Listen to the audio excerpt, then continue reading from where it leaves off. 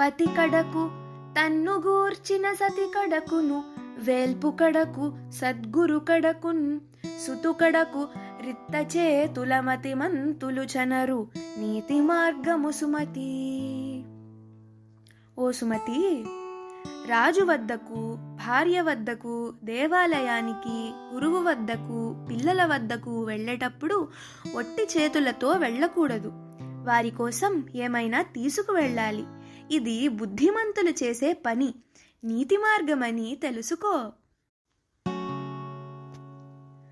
పాలసునకైన ఆపద జాలింబడి తీర్పదగదు సర్వజ్ఞునకున్, తేలగ్ని పడగబట్టిన మేలెరుగునె మీటుగాక మేదిని సుమతి. ఓ సుమతి, చెడ్డవాడు ఆపదలో ఉంటే పోనీలే అని జాలిపడి సహాయం చేశావా? అంతే. అయ్యో మంటల్లో చిక్కుకుందే అని జాలిపడి తేలుని చేత్తో బయటకు తీస్తే అది మనల్ని కరవకుండా ఉంటుందా ఏమిటి? లావుగలవాని కంటెను భావింపగ నీతిపరుడు బలవంతుండవు, గ్రావం బంతగ జంబును మావటి వాడెక్కినట్లు మహిళో సుమతి.